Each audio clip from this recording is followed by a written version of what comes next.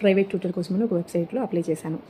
So దాని కింద నేను సడన్గా comments చూశానమాట.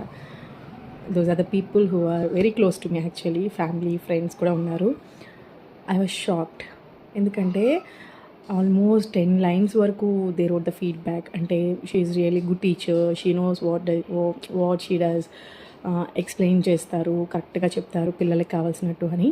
They don't need to give that comment. I didn't even took 1 class. ఆ ప్లాట్ఫామ్ నుంచి నేను ఒక్క క్లాస్ కూడా ఎవరికి తీసుకోలేదు.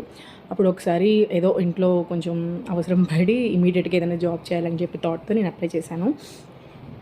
సో ఎందుకో చూడగానే నాకు you never know who are supporting you in the silence. Yes, ప్రతి ఒక్కరూ yes you can do it, or నీకు ఏమన్నా కావాలా, అవసరం ఉందా, నేను అరేంజ్ చేస్తాను, లేకపోతే అదా ఇదా అని నువ్వు వాళ్ళు అన్నారా, అయ్యో వాళ్ళు ఇలా వాళ్ళు ఇలా.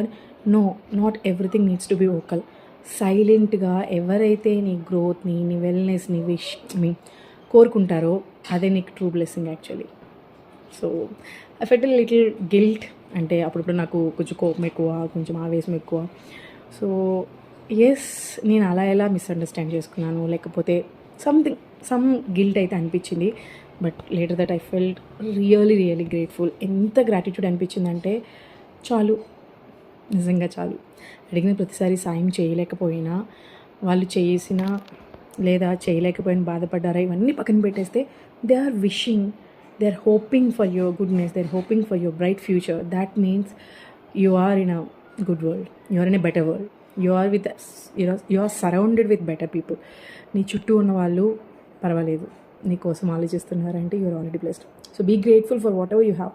సింపుల్ థింగ్ కావచ్చు, టైనీ థింగ్ కావచ్చు, సమ్ టైమ్స్ అది పెద్దగా చేంజ్ ఏం తీసుకురాకపోవచ్చు మీకున్న ప్రాబ్లమ్స్లో, but still be grateful and definitely you will attract the great things in your life.